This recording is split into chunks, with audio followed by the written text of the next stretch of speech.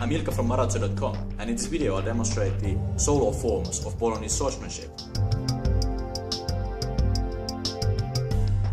I'll first go through the forms and show them to you, and then I'll break them down into smaller bits to help you practice. The first form we're gonna look at is Giovanni dall'Agocchie's passeggiata nelle guardie, the walking in the guards.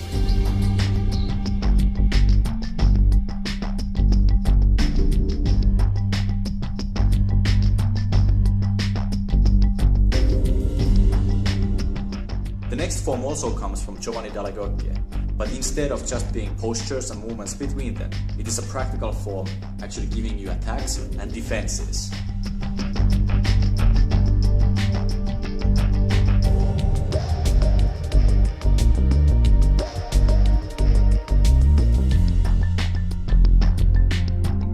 The third form we're gonna do comes from Achille Marozzo, and it is his abbattimento di spada sola, his attacks for the single sword.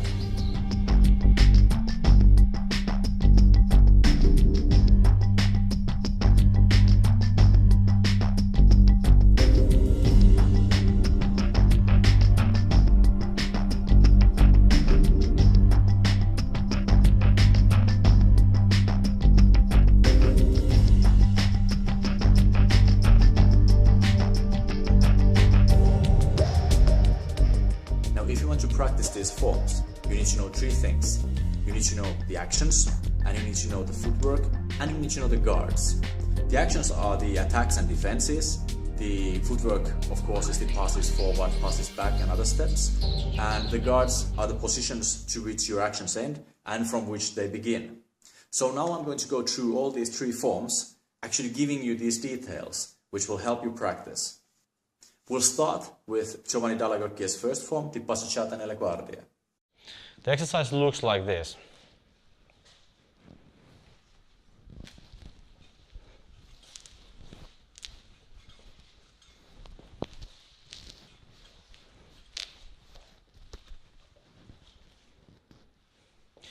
And now I'll just walk you through the various pieces of this exercise. The beginning position is standing gallantly with your feet together like this, and the sword held here as if it was in a scabbard. The first action will be to grasp the handle of your sword and to execute one of two actions, either a roverso tondo or a falso manco. I prefer to do the roverso tondo here because you repeat the falso manco many times anyway, so then you learn one extra action, but I'll leave it up to you to decide which one you're going to do. I'll only show the roverso tondo because that's the way I like to do it. So you begin with the roverso tondo, and then you let the sword go around with the roverso squalembrato, ending into coda longa stretta. From here you're going to do a falso dritto and a mandritto squalembrato. Then a tramazzone, falso manco, roverso squalembrato, roverso ridoppio, trust, falso manco, and roverso squalembrato, tramazzone, another tramazzone, falso manco, roverso squalembrato, and then you can finish up in the same position, or you can just stay in the coda longa stretta position. Roverso tondo, roverso squalembrato, falso dritto, mandritto, squalembrato, tramazzone, falso manco, roverso squalembrato, roverso ridoppio, imbrocata trust, falso manco, roverso squalembrato, tramazzone, tramazzone, falso manco, and roverso squalembrato, finishing in coda longa stretta, from where you can, if you want to, replace the sword in your imaginary scabbard. Now, one important thing about this exercise is not to mix the tramazzoni and the falsi and mandritti and roversi. For example, in the beginning, after you have performed these two cuts, it's very easy to simply mix these two. Which one is which? Is this now falso and dritto, or is it something that is trying to be a tramazzone? So when you're doing these exercises, pay attention to the fact that when you're doing the tramazzone, I want you to do it so that it's very clearly a tramazzone. The arm stays basically where it is, and you just wheel the sword around this way. if you're performing the falso and one of the following cuts, make it big. This way. So now when I do this form once more, you'll pay attention to, I'll exaggerate this a bit more so it's very clear which one I'm doing. First is the Roverso Tondo, and then the Roverso Squallemperato. And now I do a falso and a dritto. So it's very big. Now I do a Tramazzone, it's very small. And falso and Roverso, ridoppio imbrocata, falso, Roverso, Tramazzone, Tramazzone. Small cuts. And falso and Roverso again, slightly bigger, and finishing into your position. Next we're going to do Giovanni dall'Agocchie's second form, which is more complex, and you'll notice that both the attacks and defenses as well as the footwork are more varied than in the first one. The whole drill looks like this.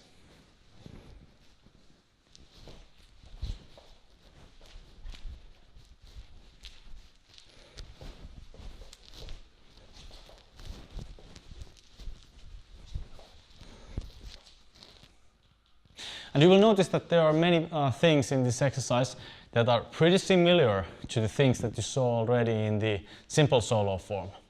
You can see, for example, in the not the first but the second action, where you do the parry this way and you strike around and cut around.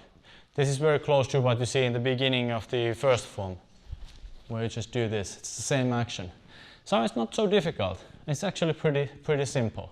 We start in coda longa stretta and we make a thrust. You get the actions at the same time in guardia di faccia. And then we pass back with a cut and end in coda longa alta. Now this is dall'Agocchie's form, so coda longa alta means that the left foot is forward. And from here we do the small parry with a mandritto and then execute these two cuts. And then make the parry downwards, 2 Tramazzoni, also familiar from the first form. And we parry, thrust in guardia di corno, cut around into porta di ferro stretta, make a thrust in guardia entrare, dall'Agocchie's version, pass back into cinchiara, porta di ferro stretta, again parry here in coda longa alta, thrust, cut around all the way into porta di ferro larga, make a parry, thrust in guardia di faccia, pass back and cut into coda longa alta, and from here go into guardia di testa, parry, grab a hold of your opponent's arm or somewhere and make a cut, and you can finish back in coda longa stretta. Okay, I'll also explain to you in more detail now the different actions, what you're actually doing in this form. So beginning, it's basically a stop thrust, and then cut back, then we do a parry and a few follow-up cuts, parry against the catch of the leg, 2 Tramazzoni, parry in coda longa alta, imbrocata, which is then turned around in a mandritto cut, a stop thrust on the other side and passing back with a cut, then another parry, similar attack with a thrust, now going all the way down with a mandritto cut to the low guard, parry, stop thrust, step back with a cut, and then parry, do a presa and strike, and you finish in coda longa stretta. Now the footwork in this is basically passes forward and passes back, and then these small lunging steps, the half passes, mezzi passi forward. So in the beginning you do a half pass, then you pass back, pass forward, execute your riposts, parry down, execute your riposts as 2 Tramazzoni, you pass slightly to diagonal, pass straight forward, cut around, half pass, pass back, parry, pass forward, cut through, without stepping, parry and thrust, then pass back, and with the presa again pass forward, and that's it. And now the whole form in tempo.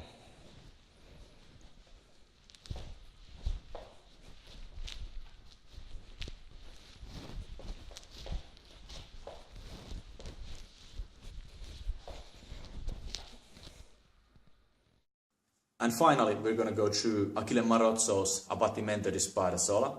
And because this form is even more complex than Giovanni dall'Agocchie's second form, I have broken it down into 3 more digestible bits. And now, this is all the material you have in Marotzzo for the single sword. Now, when you read the whole book, you can of course take instructions from the sword and buckler section, sword and dagger section, and all these lessons that you learn in there, you can apply them to the sword alone. But specifically for sword alone, this is everything you have, just this form. This is the first thing you need to know. This is what you have to know. If you want to say that you're doing Marotzzo, this is the thing. But I'll show it to you as a complete action once, so you'll see how it can be executed in like a flowing motion.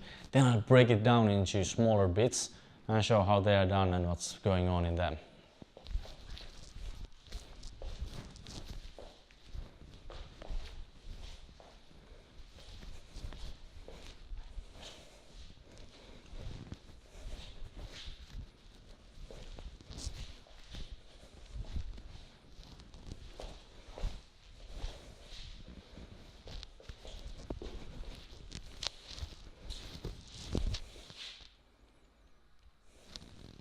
I divide this form into 3 sections.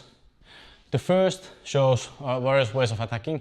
The second one is the defenses against the thrust, the stoccata, thrust against your face, direct thrust. And the last one shows you kind of more complicated attacking sequences and so on. Now, we'll start with the first part. You begin here in corda stretta. I try to make this look a bit more like you see in Marotzzo's images, slightly bringing the left side forward, just so that I can start with this nice turning action with the initial falso tondo this way, which is thrown against the face of the opponent. Then I'll let the sword go around, and I'll execute a cut all the way into porta di ferro larga. Then I'll cut up from there, bring the back foot up, and then going forward, cut the mandrito and redouble it. Redoubling means doing the cut again, so I'll just wheel it around basically as a tramazzone. From here I'll do a falso manco and a roverso that goes all the way to the feet and pass back with a cut of mandrito like this. Then I execute a mezza volta, keeping the sword pointed towards the opponent. Again do a falso tondo this way, but this time following up with a roverso.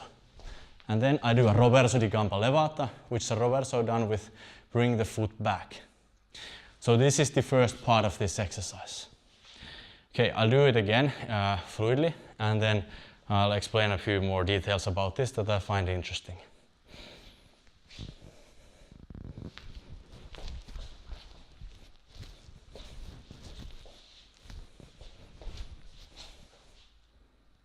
Like so. Now, the interesting thing about this is that it teaches you how to begin with a falso from the right side and execute both mandrito and roverso. It also shows you how to begin with a falso from the left side and how to follow with a mandrito and roverso. I believe this is the lesson of the first part of the abbattimento. And I'll show you how it works. I start here and I do the falso tondo from the right side, like so. And I follow with a mandrito. Then I do the falso manco from the left side. And I follow with a mandrito again. And I redouble it. Then I start with a falso from the left side, falso manco, and I follow with a roverso. Let it go around and cut, stepping back. Then I do a mezza volta, and again I do the falso from the right side, but this time executing a roverso after it, and then following behind with the roverso di gamba levata. So I'll show you this section once more.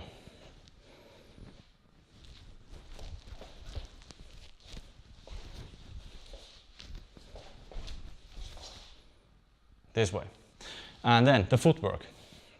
I start with the right foot forward in corda longa stretta, and simply with a turn of the body, I throw the falso. Then I lunge slightly forward, cutting all the way back here. Then I bring the back foot up, so I execute a chasing step as I parry upwards and do the mandrito and the redoubled cut. Then I do the falso without stepping, and I pass slightly to diagonal with the roverso and let the sword go around and pass back with the mandrito. I execute the mezza volta di mano, the turn from porta di ferro into corda longa, and then I do another chasing step when I do the falso, roverso and a pass back, which is the roverso di gamba levata, the roverso of the escaping foot.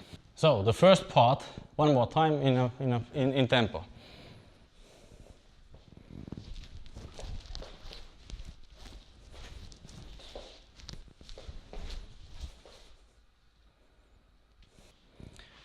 The second part of this exercise is all about parries against the thrust, the stoccata. Now the stoccata is a thrust done towards you. We'll assume for the sake of this exercise it's done against your face. And thrust could be done with a pass, it could be done with a lunge, or it could be done with the pass of the left foot. It doesn't matter. Maroццo shows you 4 defenses against this thrust plus 1. So he actually shows you 5. So you should be well covered. Okay, all of these are done from what Maroцcco calls the perfect position from which to parry a stoccata, which is coda longa stretta with the left foot forward. In dall'Agocchie's terms, this would be coda longa alta. So, starting from here, you parry the thrust, then you thrust yourself. If you get parried to the side, you'll just cut around. This ends you in the same position again, here. And you make another parry in the same way, but this time riposte with a roverso. And then you follow with a roverso di gamba levata. The roverso di gamba levata is an action that you do passing back and executing a roverso at the same time. Now as I see it, there are 2 ways in which you can do this, but it's not defined which one you're supposed to do. So I think it's best to practice them both. I did it one way in the first part, and here I do it in another way. You can do it from the inside, or you could do it from the outside, which both are fine. It depends on the situation, the circumstances where you find yourself in when fencing. Okay, so what we have so far is parrying the first thrust, making a thrust as a riposte, cutting around, parrying the second thrust, cutting as a riposte, and then doing the roverso di gamba levata. And the third thing you're going to do is parry the thrust with the false edge. Now when you find yourself again in the same position, coda longa stretta, with the left foot forward, you're going to just pass slightly to the side, parrying with the false edge. Make a cut to the leg, and from here execute a falso to the hand of the opponent, and then do a roverso di gamba levata from the other side, finishing again in the same position, coda longa stretta with the left foot forward. The 2 remaining things, the 4th and 5th thing you're going to do against the thrust, they are counter-attacks. You're not parrying at all. The first one, again starting in our perfect guard to defend against the stoccata, is to pass to the side and execute a roverso to the arm of the opponent, then pass back with a mandrito and execute a mezza volta back into the same position. Once more. Roverso, mandrito, mezza volta. And the last one is to just execute the thrust of your own. So as the opponent comes in with this thrust, you're simply going to pass to the side and make a thrust of your own. And after this, you're just going to execute a mezza volta, ending here in coda longa stretta with the right foot forward. So, doing the second part in tempo, we have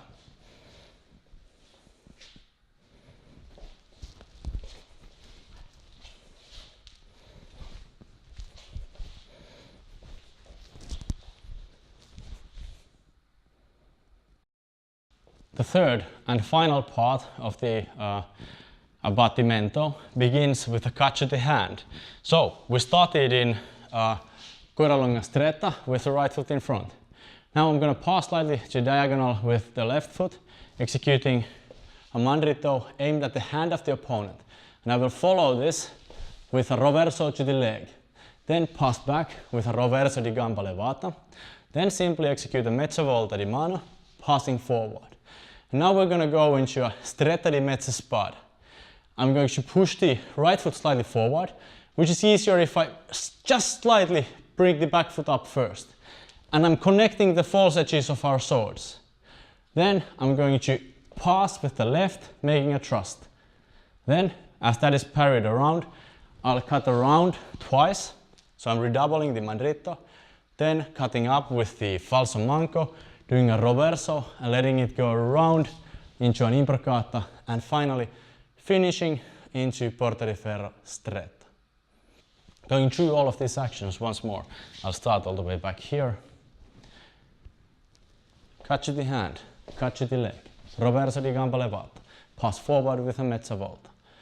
Cross the blades, thrust, cut around, redouble, parry, strike, imbrocata, and finish in porta di ferro stretta.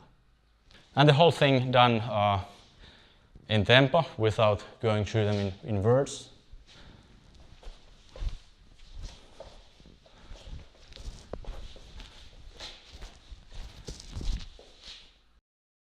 Now I'll just go through the parts of the abbattimento one by one. I can't do the whole thing from the side view because it's too long, but the 3 parts in tempo. I'm slightly slower, but so that you'll definitely see everything that's going on. The first part.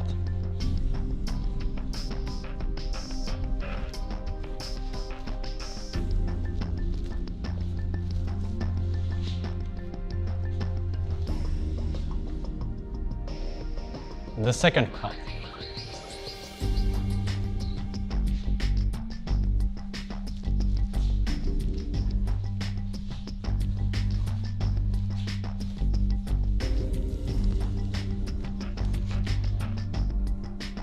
And the third part.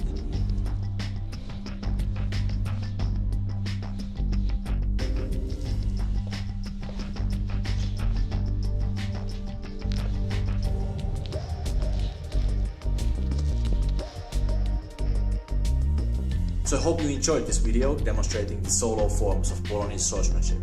Please subscribe to my channel to keep updated on new videos, and also go to my website marotzzo.com to read more about the Bolognese tradition. Thank you for watching.